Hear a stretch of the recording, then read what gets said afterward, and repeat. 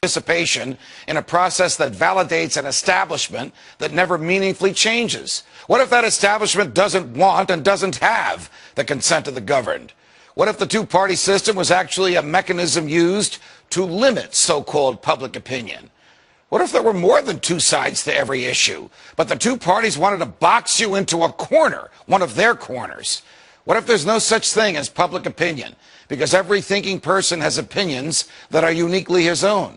What if what we call public opinion was just a manufactured narrative that makes it easier to convince people that if their views are different, then there's something wrong with that, or there's something wrong with them? What if the whole purpose of the Democratic and Republican parties was not to expand voters' choices, but to limit them? What if the widely perceived differences between the two parties was just an illusion? What if the heart of the government policy remains the same no matter who's in the White House? What if the heart of government policy remains the same no matter what the people want? What if those vaunted differences between Democrat and Republican were actually just minor disagreements? What if both parties just want power and are willing to have young people fight meaningless wars in order to enhance that power? What if both parties continue to fight the war on drugs just to give bureaucrats and cops bigger budgets and more jobs? What if government policies didn't change when government leaders did? What if no matter who won an election, government stayed the same? What if government was really a revolving door for political hacks bent on exploiting the people once they're in charge? What if both parties supported welfare, war, debt, bailouts, and big government? What if the rhetoric that candidates displayed on the campaign trail was dumped after electoral victory? What if Barack Obama campaigned as an anti-war, pro-civil liberties candidate and then waged senseless wars while assaulting your rights that the Constitution is supposed to protect?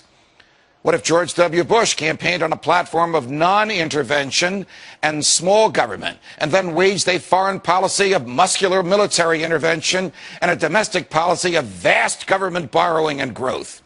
What if Bill Clinton declared that the era of big government was over, but actually just convinced Republicans like Newt Gingrich that they can get what they want out of big government too? What if the Republicans went along with it? What if Ronald Reagan spent 6 years running for president, promising to shrink the government, but then the government grew while he was in the White House? What if, notwithstanding Reagan's ideas and cheerfulness and libertarian rhetoric, there really was no Reagan revolution at all? What if all this is happening again? What if Rick Santorum is being embraced by voters who want small government, even though Senator Santorum voted for the Patriot Act, for an expansion of Medicare, and for raising the debt ceiling by trillions of dollars? What if Mitt Romney is being embraced by voters who want anyone but Barack Obama, but they don't realize that Mitt Romney might as well be Barack Obama on everything from warfare to welfare? What if Ron Paul is being ignored by the media, not because, as it claims, he's unappealing or unelectable, but because he doesn't fit into the pre-manufactured public opinion mold used by the establishment to pigeonhole the electorate and create the so-called narrative that drives media coverage of elections? What if the biggest difference between most candidates was not substance, but style? What if those stylistic differences were packaged as substantive ones to reinforce the illusion of a difference between Democrats and Republicans?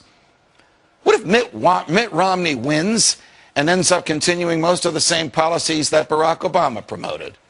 What if Barack Obama's policies, too, are merely extensions of those from George W. Bush? What if a government that manipulated us could be fired? What if a government that lacked the true and knowing consent of the governed could be dismissed?